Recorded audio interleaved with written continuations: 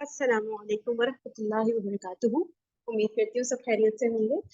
अच्छा, हम लोग कल हम लोगों ने ये स्टार्ट कर दिया था ना आपके मनाक़िब ये रीडिंग, तो इसको कंटिन्यू करते हैं आज। और फिर इंशाल्लाह ये रीडिंग हमारी 2-3 पेजेस की होगी इस बुक की, वो कंप्लीट हो जाती है।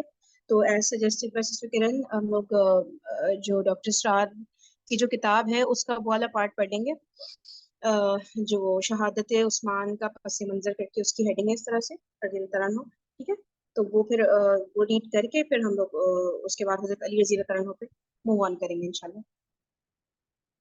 चलिए मैं रीडिंग स्टार्ट करती हूँ। आपके मनाक़िब, हाफ ऑफ द पेज हो गया था कवर, मैं दोबारा रीड कर देती हूँ। और आपकी अजीम हसनात और किबार मुनाक़िब में से ये भी है कि आपने लोगों को एक क़िरअत पर जमा किया और मुसहफ़ को उस आखिरी मुअय्यन क़िरअत के मुताबिक लिखा जिसे जिब्रील अलैहिस्सलाम ने रसूलुल्लाह सल्लल्लाहु अलैहि वसल्लम को आपकी ज़िंदगी के आखिरी 2 सालों में सुनाया।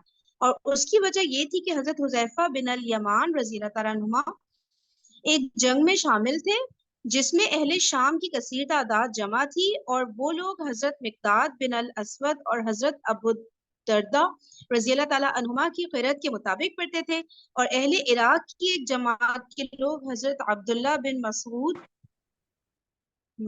और हजरत अबू मूसा रज़ियल्लाहु ताला अन्हुमा की क़िरअत के मुताबिक पढ़ते थे। और जो लोग 7 हुरूफ पर क़िरअत के जवाज को ना जानते थे, वो अपनी क़िरअत को दूसरे की क़िरअत पर तरजीह देने लगे, और बसा औक़ात वो दूसरे को खताकार और काफिर भी करार दे देते, जिससे शदीद इख्तिलाफ पैदा हो गया और लोगों के दरमियान बदकलामी फैल गई। हजरत हुज़ैफा ने हजरत उस्मान रज़ियल्लाहु ताला अन्हुमा के पास आकर कहा, या अमीरुल मोमिनीन, कबल इसके कि ये उम्मत अपनी किताब के बारे में इस तरह इख्तिलाफ करे जिस तरह यहूद और नसारा ने अपनी कुतुब के बारे में किया है, इसकी इस्लाह कर दीजिए। और उन्होंने क़िरअत के बारे में लोगों का जो इख्तिलाफ देखा था उसका आपसे जिक्र किया। इस मौके पर हजरत उस्मान रज़ियल्लाहु ताला अन्हु ने सहाबा रज़ियल्लाहु ताला अन्हुम को जमा किया और इस बारे में उनसे मशवरा किया, और मुसहफ को हरफ वाहिद पर लिखना और दीगर अकालीम के बाशिंदों को दीगर क़िरअतों को छोड़कर उस क़िरअत पर जमा करना मुनासिब समझा, क्योंकि उसमें आपने झगड़े को रोकने और इख्तिलाफ को दूर करने की मसलहत समझी।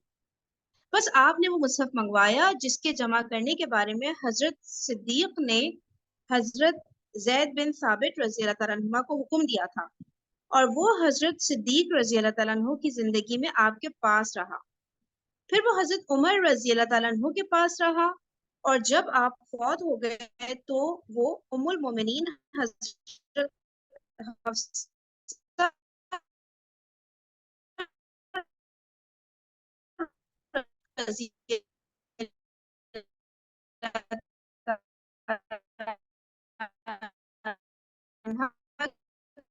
पास के पास कुछ कहना चाह रहा है? अच्छा, आगे रीड करती हूँ। फिर उसके बाद हजरत उमर रज़ियल्लाहु अन्हु के पास, फिर हजरत हफ्सा रज़ियल्लाहु अन्हु के पास आ गया। हजरत उस्मान रज़ियल्लाहु अन्हु ने उसे मंगवा कर हजरत जैद बिन साबित रज़ियल्लाहु अन्हु अंसारी को उसके लिखने का हुक्म दिया, और ये कि हजरत सईद बिन अल-आस अमवी, हजरत अब्दुल्ला बिन जुबैर असदी और हजरत अब्दुर्रहमान बिन अल हारिस बिन हिशाम मखजूमी रज़ियल्लाहु अन्हुम की मौजूदगी में उन्हें लिखवाई। नीज उन्हें हुक्म दिया कि जब वो किसी चीज के बारे में इख्तिलाफ करें तो उसे कुरैश की लुगत में लिखें। सही। बस आपने अहले शाम के लिए एक मुसहफ लिखा और दूसरा अहले मिस्र के लिए लिखा, और एक मुसहफ बसरा भेजा और दूसरा कूफा भेजा, और एक मुसहफ मक्का भेजा और उसी की मानिंद यमन भेजा, और एक मुसहफ मदीना में रखा और उनको आयमा मुसाहिफ कहा जाता है। एक मुसहफ मदीना में रखा, उनको आयमा मुसाहिफ कहा जाता है। और ये सब के सब हजरत उस्मान रज़ियल्लाहु तआला अन्हु की तहरीर में नहीं है, बल्कि उनमें से एक भी आपकी तहरीर में नहीं है, और वो सिर्फ हजरत जैद बिन साबित रज़ियल्लाहु तआला अन्हु की तहरीर ही में है। اور انہیں حضرت عثمان رضی اللہ تعالیٰ عنہ کے حکم، زمانے اور عمارت کی نسبت سے مصاحف عثمانیہ بھی کہا جاتا ہے، جیسا دینا جیسا دینار ہرقلی کہا جاتا ہے، دینار ہرقلی کہا جاتا ہے، یعنی وہ اس کے زمانے اور حکومت میں بنایا گیا تھا۔ ٹھیک ہے، کوئی کنفیوژن یا کوئی بات کسی کو ایڈ کرنی ہے یہاں پہ؟ چلے آگے چلتے ہیں۔ واقعی کا بیان ہے کہ ابن صبرہ نے عن سہل بن صالح عن ابیہ عن ابی ہریرہ رضی اللہ تعالیٰ عنہ ہم سے بیان کیا ہے، اور دوسروں نے اسے ایک اور طریق سے حضرت ابو ہریرہ رضی اللہ تعالیٰ عنہ سے روایت کیا ہے کہ جب حضرت عثمان رضی اللہ تعالیٰ عنہ نے مصاحف کو لکھا تو حضرت ابو ہریرہ رضی اللہ تعالیٰ عنہ آپ کے پاس آئے اور کہنے لگے، آپ نے ٹھیک اور درست کیا ہے، اور میں گواہی دیتا ہوں کہ میں نے رسول اللہ صلی اللہ علیہ وآلہ وسلم کو فرماتے سنا ہے کہ میری امت میں سے سب سے زیادہ مجھ سے محبت کرنے والے وہ لوگ ہوں گے جو میرے بعد آئیں گے اور مجھ پر ایمان لائیں گے، حالانکہ انہوں نے مجھے نہیں دیکھا، اور جو کچھ ورق معلق میں ہوگا اس کے مطابق عمل کریں گے۔ میں نے عرض کیا، کون سا ورق؟ حتیٰ کہ میں نے ان مصاحف کو دیکھا۔ راوی بیان کرتا ہے حضرت عثمان رضی اللہ تعالیٰ عنہ کو اس بات نے خوش کر دیا، اور آپ نے حضرت ابو ہریرہ رضی اللہ تعالیٰ عنہ کو 10,000 دراہم انعام دینے کا حکم دیا اور فرمایا، خدا کی قسم مجھے معلوم نہ تھا کہ آپ ہمارے نبی صلی اللہ علیہ وآلہ وسلم کی حدیث کو ہمارے لیے محدود کر دیں گے۔ پھر آپ نے ان بقیہ مصاحف کی طرف رخ کیا جو لوگوں کے پاس موجود تھے اور آپ کی تحریر کردہ مصحف کے خلاف تھے۔ آپ نے انہیں اس وجہ سے جلا دیا کہ ان کی وجہ سے اختلاف پیدا نہ ہو، اور ابو بکر بن ابی داؤد نے مصاحف کی تحریر کے متعلق بیان کیا ہے کہ محمد بن بشار نے ہم سے بیان کیا کہ محمد بن جعفر اور عبد الرحمن نے ہم سے بیان کیا کہ شعبہ نے ان علقمہ بن مرثد ان رجل ان سوید بن غفلتہ ہم سے بیان کیا کہ جب حضرت عثمان نے مصاحف کو جلایا تو حضرت علی نے مجھے کہا، اگر حضرت عثمان رضی اللہ تعالیٰ عنہ یہ کام نہ کرتے تو میں اسے کرتا۔ اور اسی طرح ابو داؤد تیالسی اور عمر بن مرزوق نے بحوالہ شعبہ سے روایت کیا ہے، اور بیہقی وغیرہ نے بھی اس سے محمد بن آبان جو حضرت حسین رضی اللہ تعالیٰ عنہ کی ہمشیرہ کے خاوند تھے کی حدیث سے بحوالہ علقمہ بن مرثد روایت کیا ہے۔ وہ کہتے ہیں کہ میں نے العیس بن جرول کو سنا کہ میں نے سوید بن غفلتہ کو بیان کرتے سنا کہ حضرت علی نے فرمایا کہ اے لوگوں، حضرت عثمان کے بارے میں غلو کرنے سے اجتناب کرو، تم مصاحف کو جلانے کی بات کرتے ہو، خدا کی قسم انہوں نے ان مصاحف کو محمد صلی اللہ علیہ وآلہ وسلم کے اصحاب کے مشورے سے جلایا ہے، اور اگر ان جیسا کام میرے سپرد ہوتا تو میں بھی انہی کے مانند کام کرتا۔ اور حضرت ابن مسعود رضی اللہ تعالیٰ عنہ سے روایت کی گئی ہے کہ جب حضرت عثمان رضی اللہ تعالیٰ عنہ نے ان سے ان کے مصاحف لے کر جلا دیا تو حضرت ابن مسعود رضی اللہ تعالیٰ عنہ نے ناراضگی کا اظہار کیا، اور حضرت زید بن ثابت کاتب مصاحف پر اپنے متقدم الاسلام ہونے کے بارے میں گفتگو کی، اور اپنے اصحاب کو حکم دیا کہ وہ اپنے مصاحف کو چھپا دیں، اور یہ آیت پڑھی، وَمَن یغلل یأتی بما غل یوم القیامہ۔ کوئی ترجمہ اس کا کر سکتا ہے تو عربی والے لوگ اگر کرنا چاہیں۔ بس حضرت عثمان رضی اللہ تعالیٰ عنہ نے انہیں اتباع صحابہ رضی اللہ تعالیٰ عنہ کی دعوت دیتے ہوئے خط لکھا کہ جس بات پر انہوں نے اجماع کیا ہے اس میں مصلحت، اتحاد اور عدم اختلاف پایا جاتا ہے، تو انہوں نے رجوع کر لیا اور مطابقت کرنا اور مخالفت ترک کرنا قبول کر لیا۔ ٹھیک ہے نا، وہ بتا رہے ہیں نا کہ حضرت عبداللہ بن مسعود رضی اللہ تعالیٰ عنہ ناراض ہو گئے تھے کہ جب ان سے مصحف کو لے لیا تو پھر اس کے بعد انہوں نے اس بات کو کلیئر کیا کہ اس سے مطلب اختلاف وغیرہ ختم ہوگا اور یہ مصلحت کے تحت کیا گیا ہے کہ جلایا گیا ہے، اور جو ہے ایک فائنل اس پہ سب لوگ کا اتفاق ہو گیا فائنل مصحف پہ۔ اور ابو اسحاق نے بحوالہ عبد الرحمن بن یزید بیان کیا ہے کہ حضرت عبداللہ بن مسعود مسجد मिना हाँ अच्छा, हजरत अब्दुल्ला बिन मसूद मस्जिद मिना में दाखिल हुए और पूछा, अमीरुल मोमिनीन ने जोहर की नमाज कितनी रकत पढ़ी है? लोगों ने कहा 4। तो हजरत अपने मसूद रजी अल्लाह ताला अन्हु ने 4 रकत नमाज पढ़ी। तो लोग कहने लगे, क्या आपने हमसे बयान नहीं किया कि रसूलुल्लाह सल्लल्लाहु अलैहि वसल्लम, हजरत अबू बकर और हजरत उमर रजी अल्लाह ताला अन्हुमा ने 2 रकतें पढ़ी हैं? आपने जवाब दिया, हाँ, और मैं भी आप से वही बात बयान करता हूँ, लेकिन मैं इख्तिलाफ को नापसंद करता हूँ। और सही में है कि हजरत इब्न मसूद रजी अल्लाह ताला अन्हु ने फरमाया, काश 4 रिकात में से मेरे नसीबे में 2 मकबूल रिकतें होती। और आमश का बयान है कि मुआविया बिन क़रत ने वासित में अपने शयूख के हवाले से मुझसे बयान किया कि हजरत उस्मान ने मिना में 4 रिकत नमाज पढ़ी और हजरत इब्ने मसूद रजी अल्लाह तआला अन्हु को इसका पता चला तो आपने उन्हें मलामत की। फिर अपने असहाब को अपने क़यामगाह में असर की नमाज 4 रिकत पढ़ाई। आपसे दरियाफ्त किया गया, आप हजरत उस्मान को मलामत करते हैं और खुद 4 रिकत पढ़ते हैं? आपने फरमाया, मैं इख्तिलाफ को नापसंद करता हूँ और इख्तिलाफ की रिवायत में शर पाया जाता है। बस जब इस फरा में हजरत इब्न मसूद की मुताबिकत हजरत उस्मान का ये हाल है, तो असल कुरान में उनकी मुताबिकत करने और दीगर फिरतों को छोड़कर इस फिरत की तिलावत में जिसकी आपने लोगों को कसम दी थी, इक्तिदा करने में आपका क्या हाल होगा? और जोहरी वगैरह ने बयान किया है कि हजरत उस्मान रजी अल्लाह तआला अन्हु ने सिर्फ एराब के खौफ से पूरी नमाज पढ़ी थी। दोबारा पढ़ती हूँ। और जोहरी वगैरह ने बयान किया है कि हजरत उस्मान रजी अल्लाह तआला अन्हु ने सिर्फ एराब के आराब यानी अरब वाले जो होते हैं ना, उनके खौफ से पूरी नमाज पढ़ी थी कि वो यकीन कर लेंगे कि नमाज की 2 रकात ही फर्ज है। और ये भी कहा गया है कि आपने मक्का में शादी कर ली थी। और लैला वगैरह ने इकरमा बिन इब्राहिम की हदीस से रिवायत किया है कि अब्दुल्ला बिन अब्दुर्रहमान बिन अल हारिस बिन अबी ज़बाब ने अपने बाप के हवाले से मुझसे बयान किया कि हजरत उस्मान ने मिना में उन्हें 4 रिकत नमाज पढ़ाई। फिर उनकी तरफ मुतवज्जा होकर फरमाया, मैंने रसूलुल्लाह सल्लल्लाहु अलैहि वसल्लम को फरमाते सुना है कि जब कोई शख्स किसी शहर में निकाह करे तो वो उस शहर का बाशिंदा होता है। और मैंने पूरी नमाज पढ़ी है इसलिए कि जब से मैं मक्का आया हूँ मैंने वहां निकाह कर लिया है। और ये हदीस सही नहीं। रसूलुल्लाह सल्लल्लाहु अलैहि वसल्लम ने उमरतुल क़ज़ा में हजरत मैमूना बिनतल हारिस रजी अल्लाह ताला अन्हा से निकाह किया और पूरी नमाज नहीं पढ़ी। और ये भी बयान किया गया है कि हजरत उस्मान ने तावील की कि वो जहां भी हो अमीरुल मोमिनीन है। और यही तावील हजरत आयशा ने की और पूरी नमाज पढ़ी। और इस तावील में एतराज पाया जाता है, बिलाशुबा रसूलुल्लाह सल्लल्लाहु अलैहि वसल्लम जहाँ भी हो वो अल्लाह के रसूल हैं, इसके बावजूद आपने असफार में पूरी नमाज नहीं पढ़ी।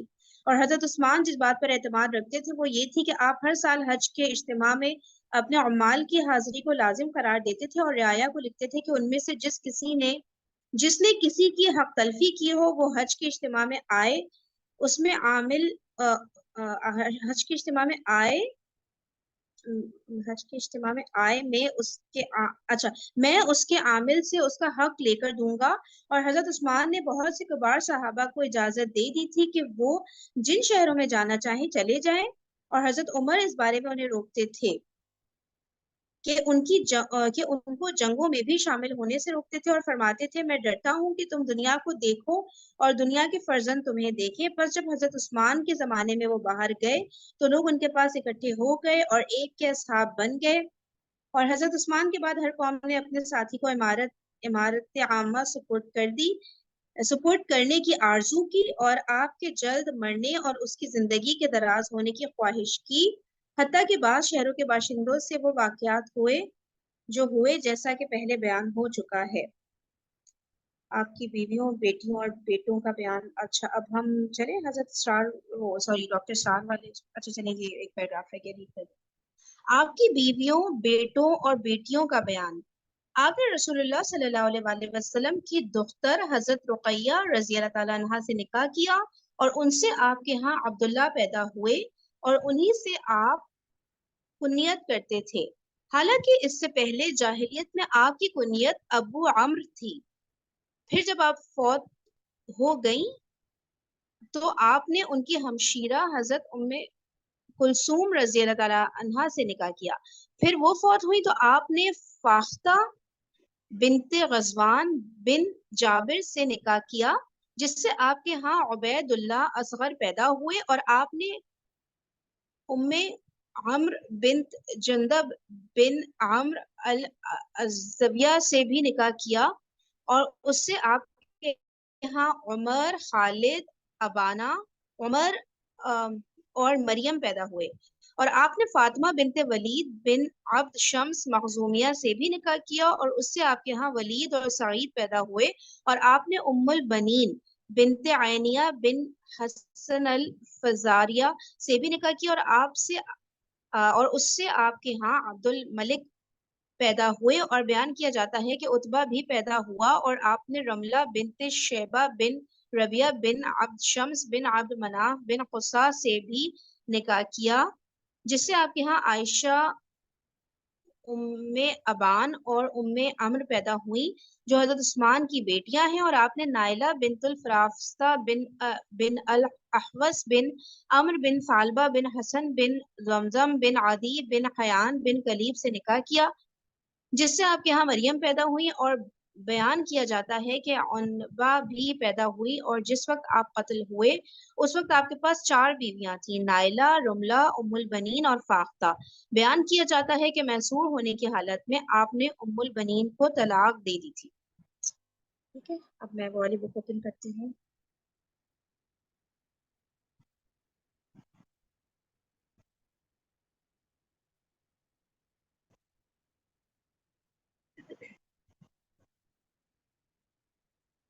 इसके हम लोग पस मंजर वाले टॉपिक पे डायरेक्ट चलते हैं। एक मिनट,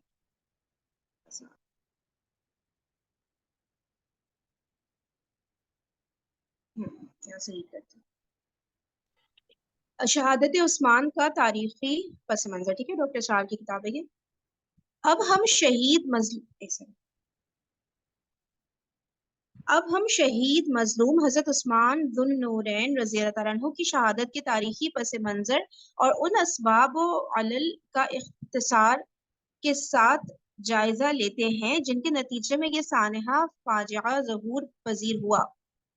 मैं अर्ज कर चुका हूँ कि हर वाक़े के कुछ असबाब ज़ाहिरी होते हैं और कुछ बातनी और मख्फी, और दरअसल मौसर किरदार ये बातनी और मख्फी असबाब ही अदा करते हैं। लेकिन चूंकि आमतौर पर ज़ाहिरी असबाब नजरों के सामने होते हैं, लिहाजा उन मख्फी असबाब की तरफ तवज्जो बहुत कम मबजूल होती है, बल्कि वो नजर ही नहीं आते। आप तारीखी एतबार से इस पर गौर कीजिए। अल्लाह ताला ने नबी करीम सल्लल्लाहु अलैहि वसल्लम को जो कामयाब फरमाया, आप सल्लल्लाहु अलैहि वसल्लम को गलबा अनायत किया, और आपके मिशन हुवल्लज़ी अरसल रसूलहु बिल गलत ना कर दूं इसे, बिल हुदा व दीनिल हक़ लियुज़हिरहु अलल दीनि कुल्लिही, कि जजीरा नुमाए अरब की हद तक हुज़ूर सल्लल्लाहु अलैहि वसल्लम की हयात तैयबा में तकमील हो गई, और आप सल्लल्लाहु अलैहि वसल्लम की जी अलद्दीन कुल्ली लास्ट जी में वो मैंने गलत पढ़ दिया। ये जो अच्छा जी वल्लज़ी अरसल रसूलहु बिल हुदा व दीनिल हक़ लियुज़हिरहु अला दीन कुल्लिही। ठीक है, सही है, जज़ाकल्लाह। आवाज सबकी स्लो आ रही है थोड़ी, जी कहिए। इसके माने बताना। हाँ हाँ, बताएं बताएं। वही वही वही है जिसने कि ये भेजा रसूल को हिदायत के साथ और दीन हक के साथ, ताकि वो इसको जाहिर कर दे तमाम दीनों के ऊपर, इस्लाम को अच्छा, ओके ओके, गलबा सही, दे दे। जबरदस्त, जज़ाकल्लाह खैरा। अच्छा तो जी कुछ कह रही हैं? नहीं बेटा, बस सिर्फ सुन रही थी चले आप लोगों का। चले, ओके। तबीयत आपकी अभी बेहतर नहीं हुई है ना? नहीं, अभी ठीक नहीं हुई है, बस चलिए, आप सब लोगों लोग की महफिल को ज्वाइन कर रहे हैं ताकि फायदा हो। जी फायदा हो, और हमें भी फायदा हो आपके ज्वाइन करने से। जज़ाकल्लाह खैरा। सब लोग दुआ करिएगा सिस्टर के शेयर के लिए, उनकी तबीयत डाउन है जरा, तो अल्लाह ताला उन्हें शिफाए कामला नसीब फरमाए, हमें तमाम में। आमीन। अच्छा अच्छा ठीक है, तो ये तर्जुमा हमने सिस्टर ने किया है। आगे चलते हैं। और आप सल्लल्लाहु अलैहि वसल्लम की ये जो मिशन का तर्जुमा हुआ कि जजीरा नुमाए अरब की हद तक आ हुजूर सल्लल्लाहु अलैहि वसल्लम की हयात तैयबा में तकमील हो गई, और आप सल्लल्लाहु अलैहि वसल्लम की वफात के बाद आपके मिशन और इस्लाम के पैगाम को लेकर सहाबा कराम रजी अल्लाह ताला अलैहिम अजमाइन बाहर निकले, तो जो लोग मफतूह हुए और जिन लोगों ने शिकस्त खाई, गौर कीजिए कि वो कौन कौन लोग थे। ये दो बड़े बड़े ग्रोह थे। पहला वो जिसने मजहबी तौर पर, और दूसरा वो जिसने सियासी तौर पर शिकस्त खाई। कुछ गहरी सी बात लग रही है, मैं जरा दोबारा इसको पढ़ूं। और आप सल्लल्लाहु अलैहि वसल्लम की वफात के बाद आपके मिशन और इस्लाम के पैगाम को लेकर सहाबा कराम बाहर निकले, तो जो लोग मफ्तूह हुए और जिन लोग ने शिकस्त खाई। गौर कीजिए कि वो कौन कौन लोग थे। ये दो बड़े बड़े ग्रोह थे। पहला वो जिसने मजहबी तौर पर, और दूसरा वो जिसने सियासी तौर पर शिकस्त खाई। मजहबी ग्रोह में से मुशरिकीन अरब का तो अच्छा, मुशरिकीन अरब का तो तिया पाचा कर दिया गया। सही। मजहबी ग्रोह में से मुशरिकीन अरब का तो तिया पाचा कर दिया गया। उनके हक में तो सूरत तौबा की वो आयात नाजिल हो गई कि इन मुशरिकों को 4 महीने की मोहलत है। अगर उसके अंदर ये ईमान ले आए तो उस सरजमीन में रह सकते हैं। और मुसलमानों को हुक्म दिया गया कि अगर मुशरिकीन इस 4 माह की मोहलत से फायदा ना उठाएं, यानी ना ईमान लाएं, ना तर्के वतन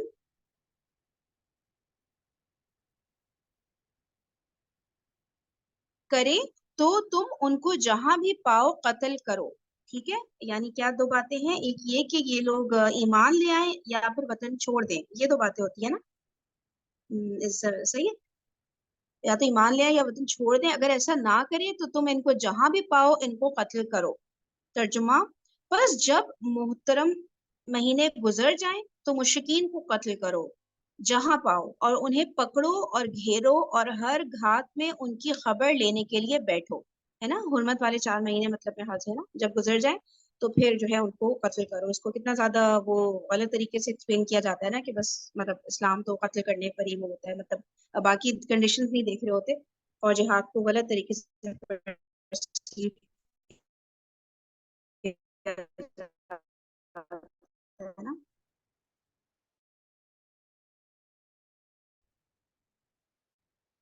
जो इस तरह के शर पसंद लोग हैं, स्पेशली कोई जोर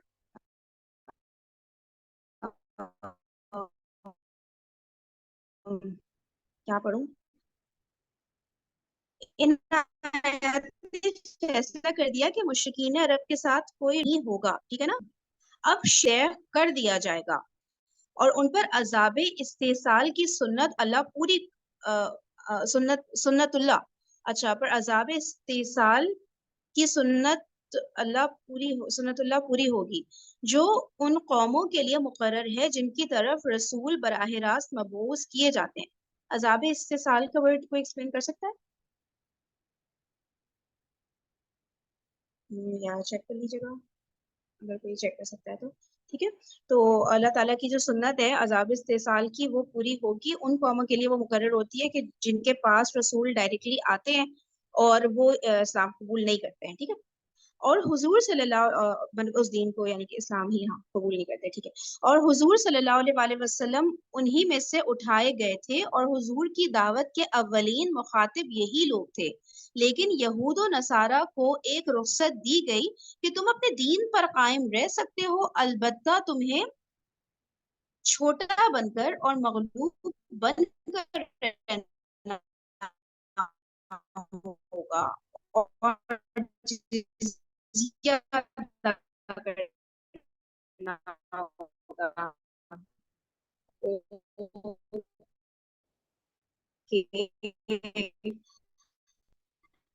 ये बात हमेशा मैं सोचती थी कि इन लोग के साथ होता है ना, नसारा ये जो है होता है, और उनके लिए तो सॉफ्ट स्टांस है ना। मैं सोचती थी कि क्या हो जाए कि मतलब इस्लाम ये भी ना कबूल करे। अच्छा, ये क्या है कि चैट में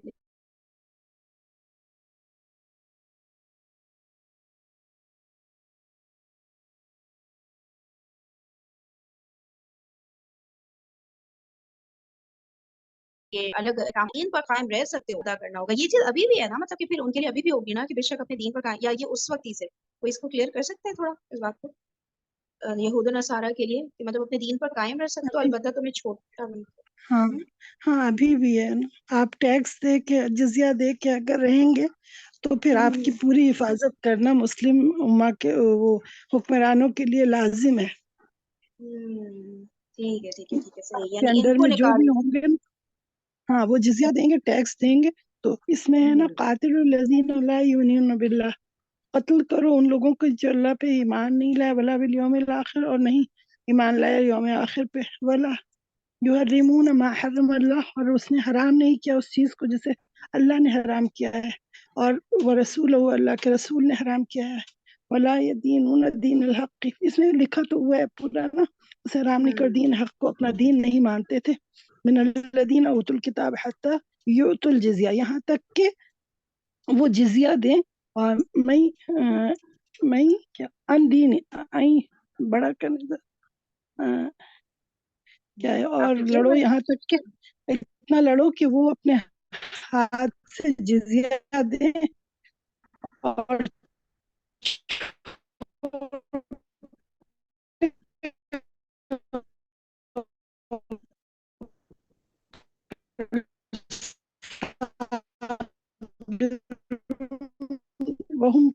وہم صاغرون، وہ چھوٹے ہو کر رہے ہیں، یعنی تمہارے اوپر رول نہیں کرے بلکہ تم ان پہ رول کرو صحیح ٹھیک ہے مسلمانوں. تو یہ صحیح، ہے. ہاں مشرکین کو نکال تو کے ہم کر ابھی بھی سکتے ہیں وہی اور ہے. ٹیکس دیں گے. صحیح ہے. ہاں اچھا، لیکن یہود و جی نصارہ کو ایک جی رخصت جی دی گئی کہ تم اپنے دین پر قائم رہ سکتے ہو، البتہ تمہیں چھوٹا بن کر اور مغلوب بن کر رہنا ہوگا اور جزیہ ادا کرنا ہوگا. ترجمہ بھی اسٹیشن نے پڑھا، میں ایک دفعہ پڑھ دیتی ہوں. جنگ کرو اہل کتاب میں سے ان لوگوں کے خلاف جو اللہ اور روز آخر پر ایمان نہیں لاتے، اور جو کچھ اللہ اور اس کے رسول نے حرام قرار دیا ہے اسے حرام نہیں کرتے، اور دین حق کو اپنا دین نہیں بناتے. ان سے لڑو یہاں تک کہ وہ اپنے ہاتھ سے جزیہ دیں اور چھوٹے ہو کر رہے ہیں. ٹھیک ہے، دیکھیں یہاں پہ لکھا ہے جنگ کرو اہل کتاب. اب یہاں پہ مشرکین کی بات نہیں ہو رہی، مطلب ویسے تو ان میں بھی ہوتے ہیں نا، مطلب یہود و نصارہ میں بھی مشرک ویسے دیکھا جائے تو یہ لوگ کرتے ہیں نا، جیسے حضرت عیسیٰ کو خدا بنا لیا یا خدا کا بیٹا بنا لیا، تو اس سینس میں تو یہ لوگ بھی شرک کر رہے ہوتے ہیں. لیکن جو مشرکین اوور آل جو بتوں کی پوجا کرنے والے، شاید ان کے لیے یہ ٹرم یوز کیا جاتا ہے نا، کیونکہ مجھے ہمیشہ یہی فیل ہوتا ہے کہ شرک کا یہ کرسچنز بھی کرتے ہی ہیں نا، تو لیکن ان کو لیکن اہل کتاب پر اس کو نہیں کہا جاتا.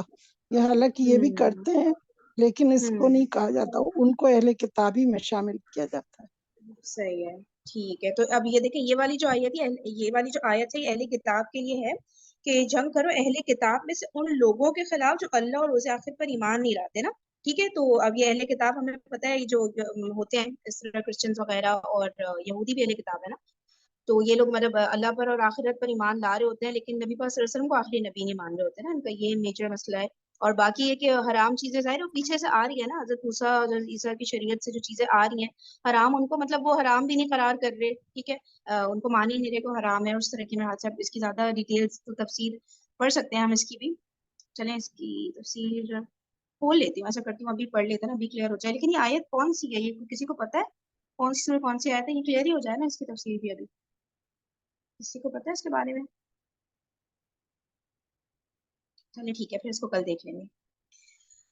اچھا، اب بڑھتے آگے. یہ رعایت تھی جو اہل کتاب کے ساتھ اسلام نے کی. اس رعایت سے اہل کتاب بالخصوص یہود نے غلط فائدہ اٹھایا. ان میں جوش انتقام پہلے ہی سے موجود تھا. ان کی مذہبی سیادت ختم ہو چکی تھی.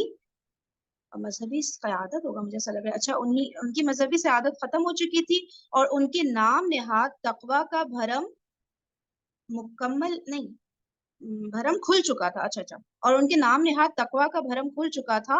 ان کی حیثیت عرب میں بالکلیہ مغلوب اور ذمی کی ہو گئی تھی، جس پر جزیہ کی ادائیگی ان کے لیے بڑی شاق تھی. ٹھیک ہے، یہود نے مطلب اس کو مس یوز کرنا شروع کیا کیونکہ ان کو اسٹے کرنا الاؤ کر دیا گیا تھا. اہل کتاب کے ساتھ قرآن مجید میں جو معاملہ کیا گیا ہے اس کے بھی دو رخ ہیں. قرآن مجید کے مطالعے سے معلوم ہوتا ہے کہ عہد نبوت میں جزیرہ نمائے عرب میں جو نصارہ تھے، عہد نبوت میں ہے نا جب عہد نبوت میں کو کیسے ایکسپلین کریں گے، مطلب جب رسول پاک صلی اللہ علیہ وسلم موجود تھے، یا مطلب نبوت کے بعد کا حضور زمانہ ہے نا، نبوت کے دور میں، عہد نبوت کے نبوت دور کا، ٹھیک ہے ٹھیک ہے ٹھیک ہے، نبوت کے دور میں، ٹھیک ہے صحیح ہے۔ تو عہد نبوت میں جزیرہ نمایاں عرب میں جو نصارہ تھے، جو کرسچنز تھے، ان کی قرآن نے کہیں کہیں تعریف و توصیف بھی کی ہے، ٹھیک ہے، قرآن نے کرسچنز کی تعریف بھی کی ہے، ان میں خدا ترس لوگ موجود تھے، ان میں قبول حق کی استعداد تھی۔ اچھا، اور لیکن ایسا تھا نا کہ جو ہم لوگ جو مکہ مدینہ کی جو ہم بات کر رہے ہوتے ہیں، وہاں پہ کرسچن بہت کم تھے نا، جب نبی پاک صلی اللہ علیہ وسلم مطلب جب یعنی کہ نبوت کا اعلان ہوا تھا، تو اس وقت وہاں پہ یہودی ہی تھے، مشرکین تھے میجرلی، اور اس کے بعد پھر یہودی تھے، کرسچن بہت کم تھے اس علاقے میں نا۔ تو اب نہیں، یہودی جو ہے عرب مدینہ میں تھے، کیونکہ بیسیکلی ان کی کتابوں سے ان کے پاس اتنی ریسرچز موجود تھیں کہ حضور صلی اللہ علیہ وسلم کے دور کے قریب قریب کہ نبی نے آنا ہے، اس دور کے قریب آنا ہے، تو ان لوگوں نے بسنا شروع کر دیا تھا جا کے مدینہ، اور مدینے میں بھی ان کا طریقہ کار یہی تھا کہ عربوں کو یہ تو حقیر سمجھتے تھے، دوسرا یہ ان کو سود کی لت میں انگیج رکھتے تھے قرضہ دے دے کر، جس کی وجہ سے عرب اپنی شان کے چکر میں کافی مطلب وہ چیزوں میں کہ ہماری شان نہ گھٹ جائے، تو وہ ان کے قرض دار ہوتے تھے اور وہ ان کے ساتھ پلے کرتے تھے۔ تو یہود کے لیے کہا جاتا ہے کہ یہود کا سود ختم کر دے، مطلب یہودیوں کو سود دینا بند کر دیں تو ان کی موت واقع ہو جائے گی، کیونکہ یہ سود پہ ہی چلتے ہیں۔ صحیح ہے، تو مدینہ میں تھے یہودی یہودی۔ یہودی آپس میں سود نہیں لیتے، وہ اس کو حرام سمجھتے ہیں، لیکن دوسروں کو اس کی طرف اکساتے ہیں، اور انہوں نے سود میں جکڑ لیا تھا کیونکہ بزنس سارا اس وقت میں بھی یہودیوں کے ہاتھ تھا، اور آج تک بزنس کا دیکھیں پورے ورلڈ میں دیکھ لیں ہاں جی، کہ کنٹرول یہودیوں کے ہاتھ میں۔ صحیح ہے، تو اب اس میں جو ہے کہ کرسچنز کے بارے میں بات آ رہی ہے کہ ان کی جو ہے تعریف بھی ہوئی ہے، ان میں خدا ترس لوگ موجود تھے، ان میں قبول حق کی استعداد تھی۔ پھر نبی اکرم صلی اللہ علیہ وآلہ وسلم کی حیات طیبہ میں نصارہ سے کوئی مسلح تصادم اور مارکہ بھی پیش نہیں آیا نا، ٹھیک ہے، جتنے بھی غزوات وغیرہ ہوئے تھے اس میں ہمیں کہیں پہ ایسا دکھتا نہیں کہ کرسچنز کے ساتھ کوئی بڑے پیمانے پہ کوئی غزوہ یا وہ ہوا ہو، ہے نا۔ جبکہ یہود کا معاملہ اس کے برعکس ہے، ان پر قرآن میں بڑی شدید تنقیدیں ہوئی ہیں۔ سورۃ البقرہ کے 10 رکوعات میں چوتھے رکوع سے 14ویں رکوع تک، 4 سے 14 رکوع تک مسلسل ایک قرارداد جرم ہے جو یہودیوں پر عائد کی گئی ہے۔ پھر ان کے 3 قبیلوں کو مدینہ سے نکالا گیا، ایک قبیلے کی تعدی اور سرکشی اور بدعہدی کی وجہ سے خود ان کے مقرر کردہ حکم کے فیصلے کے مطابق ان کے جنگ کے قابل تمام مردوں کو تہہ کیا گیا۔ پھر خیبر جو ان کا مضبوط ترین گڑھ تھا، جہاں مستحکم قلعہ بندیاں تھیں اور جہاں مدینے سے نکلے ہوئے تمام یہودی جمع تھے اور وہ ہر طرح کے کیل کانٹے سے لیس تھے، وہ بھی مسلمانوں کے ہاتھوں فتح ہوا، لہٰذا سب سے زیادہ زخم خوردہ یہود تھے۔ عیسائی بھی زخم خوردہ تھے، لیکن ان کا معاملہ اتنا شدید نہیں تھا جتنا یہودیوں کا تھا، لہٰذا انتقام کے لیے سب سے پہلے یہودیوں نے ریشہ دوانیاں اور سازشیں کی، اور یہ ایک تاریخی حقیقت ہے کہ جتنا عظیم سازشی ذہن اس قوم کا ہے اور اس میں اس کو جو مہارت تامہ حاصل ہے، اس کا کوئی دوسری قوم مقابلہ نہیں کر سکتی۔ ہندوؤں کے بارے میں جو یہ کہا جاتا، پلیز میوٹ کر لیجیے گا اگر کسی کو کچھ کہنا نہیں ہے، تھوڑی نوائز آ رہی ہے۔ ہندوؤں کے بارے میں جو یہ کہا جاتا ہے کہ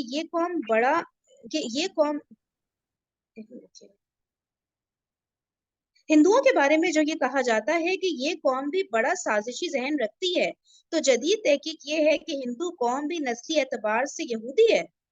اچھا، ہندو قوم بھی نسلی اعتبار سے یہودی ہے، اور یہ قوم یہودیوں کے گمشدہ قبائل لاسٹ ٹرائبس آف اسرائیل سے تعلق رکھتی ہے، ٹھیک ہے، نسلی اعتبار سے یہ ہندو قوم بھی یہودی ہے، اور یہ قوم یہودیوں کا گم شدہ قبائل یعنی لاسٹ ٹرائبس آف اسرائیل سے تعلق رکھتی ہے، لہٰذا یہود و ہنود میں جہاں قافیہ ایک ہے، وہاں مزاجی کیفیت میں بھی بڑی یکسانیت ہے۔ اوہ مائی گاڈ، اچھا، یہ یعنی کہ ہجرت وغیرہ کر کے یہ لوگ ایک جگہ جمع ہو گئے ہوں گے ہندو سارے نا, یہ یہودی مطلب انیشلی یہودی ہوں گے, ایسا ایسا کر کے ان کے عقیدے چینج ہوئے ہوں گے, تو لاسٹ ٹرائبس آف اسرائیل بولا گیا ان کو. یہ یہودی سازشی ذہن ہی کا شاخسانہ ہے کہ حضرت مسیح علیہ السلام کی دعوت توحید کے چشمہ صافی میں سب سے زیادہ گھناؤنا اور عریاں ترین شرک شامل کر دیا گیا. اچھا, یہ یہودیوں نے یہ سازش کی ہے کہ یہ حضرت عیسیٰ علیہ السلام کی دعوت آئی تھی نا حضرت موسیٰ علیہ السلام کے بعد, تو انہوں نے اس کے اندر یہ شرک کا عنصر جو ہے انٹر کرایا. یہودیوں کی یہ سازش تھی اکارڈنگ ٹو دس بک, اور اریا ترین شرک شامل کر دیا گیا, اور اس طرح حضرت عیسیٰ علیہ السلام کی پوری امت کو بدترین شرک میں مبتلا کر دیا گیا. سسٹر فہیم, ہم یہ بیسکلی وہ بتا رہے ہیں کہ ہوا یہ تھا کہ جب حضرت عیسیٰ علیہ السلام آئے تھے تو وہ بیسکلی جیوز میں ہی آئے تھے نا, اور ان میں سے جن لوگوں نے ان کو مان لیا وہ اس وقت کے مسلمان ہو گئے, یا جنہیں ہم بعد میں کہتے ہیں کہ کرسچنس تھے. اس کے بعد حضرت عیسیٰ علیہ السلام کے بعد سینٹ پال جو بندہ تھا نا, اس نے وہ بیسکلی جیو تھا, اور اس نے ارلی کرسچنس کو بہت زیادہ پرسیکیوٹ کیا, ان کے اوپر بہت زیادہ ظلم کیا, اور اس کے بعد وہ پھر اس نے یہ جو ایک ڈراما رچایا کہ میں کنورٹ ہو گیا ہوں, اور وہ ڈماسکس کی روڈ پہ جو ہے مجھے پتہ نہیں اللہ کی طرف سے کچھ ہدایت ملی ہے, تو اس کے بعد ہی کنورٹیڈ ٹو کرسچینٹی, اور اس نے پھر یہ شرک کا اور یہ جو حضرت ہولی ٹرینٹی کا یہ ساری اس نے ایڈ کیا اس میں. سو یہ ایک شخص تھا جو کہ یہودی تھا جس نے شرک ایڈ کیا انٹو کرسچینٹی, اور پھر وہی اصل میں اب کرسچینٹی پالزم ہی ہے. حضرت عیسیٰ کی کرسچینٹی مطلب ظاہر ہے وہ تو رہی نہیں. تو یہ اس نے یہ کہا تھا کہ میں کرسچن ہو گیا, میرا حضرت عیسیٰ پر ایمان لے آیا ہوں, اسٹارٹ بالکل اس طرح سے. اچھا بالکل, اور اچھا اس کے بعد جتنی بائبل ابھی ہمارے پاس ہے وہ اس کے ہاتھ کی لکھی ہوئی ہے. اس میں تو باقاعدہ لکھا بھی آتا ہے نا, سینٹ پال سیز یا اکارڈنگ ٹو ہم, اس طرح کر کے جی باقاعدہ کلیئر کٹ لکھا ہوا ہے نا. ہاں, بالکل. پھر بھی نہیں آتا. صحیح ہے. اور کسی کو کوئی بات یہاں پہ کہنی؟ ٹھیک ہے, تو یہاں پر جی میں بولتی ہاں ہوں, جی. سوری, سورت مائدہ آیت نمبر 82 جو کہ چھٹے پارے کی آخری آیت ہے, اس میں یہی مینشن کیا گیا کہ بدترین جو مسلمانوں کے دشمن ہیں وہ یہودی ہیں, اور جو نان مسلم میں جن کا دل نرم ہے مسلمانوں کے لیے وہ نصارہ ہے. اچھا اچھا, اوکے, جزاک اللہ. یہ چیٹ پہ کس نے لکھا ہے کہ مطلب وہ کرسچن ایکچوئل میں نہیں تھا؟ جی جی, اچھا. سینٹ پال جو تھا وہ آپ ہسٹری پڑھیں تو پتہ چلتا ہے کہ انیشلی اس نے بہت ظلم کیا, ہی وہ ان جیوز میں تھا جو ظلم کرتے تھے کرسچنس کے اوپر, اور یہ وہی وقت تھا جب جو اصحاب کہف کا واقعہ بھی ہوا ہے, وہ لوگ بیسکلی حضرت عیسیٰ کو ماننے والے تھے نا, تو وہ پھر یہودیوں اور رومنس کے ظلم سے بچ کے جو ہے وہ غار میں گئے. تو اس کے بعد پھر یہ اس نے کہانی بنائی کہ میں جو ہوں کنورٹ ہو گیا ہوں, اور اس کے بعد پھر اس نے سب کچھ چینج کر دیا کرسچینٹی میں. یعنی کہ اس سے روپ دھار لیا تھا کرسچینٹی کا, ایکچوئل میں وہ یہودی ہی تھا, اور اس نے یہ سب کچھ میس کریٹ کر دیا وہاں پہ. بالکل جی, اور یہ ڈاکٹر اسرار اس کو ریلیٹ کرتے ہیں بلکہ کہ جس طرح سینٹ پال نے کرسچینٹی کو تباہ کر دیا, اسی طرح جو عبداللہ بن سبا تھا وہ بھی ایک شخص تھا اور یہودی تھا, اور اس نے مسلمان ہونے کا روپ دھارا, اور اس نے ایک جو ہے نا وہ اتنا بڑا فتنہ کریٹ کر دیا. اوکے, رائٹ رائٹ رائٹ, صحیح. اور کوئی کسی کو کچھ پوچھنا ہے یا بتانا ہے؟ چلے صحیح ہے, صحیح ہے سسٹر سعدیہ, آپ کو کلیئر ہو گیا نا. چلیں پھر سیشن کو یہاں پہ اینڈ کرتے ہیں, کل کنٹینیو کرتے ہیں یہاں سے ریڈنگ. کتنا ڈفرینٹ ہوتا ہے نا ہر رائٹر کا انداز ایک بات کو بیان کرنے کا, لکھنے کا, بالکل ایک الگ طرح سے. یہاں پہ ڈاکٹر اسرار اس چیز کو لے کے چل رہے ہیں نا, شہادت عثمان کا پس منظر. رضی اللہ تعالیٰ. چلیں انشاءاللہ اس کو پھر کل کنٹینیو کرتے ہیں. جزاک اللہ سسٹر کرن, آپ نے یہ سجیسٹ کیا, مجھے تو بہت مزہ آ رہا ہے یہ بک ریڈ کرنے میں, ڈاکٹر اسرار کی. Thank you so much. Okay جی, چلیں جزاک اللہ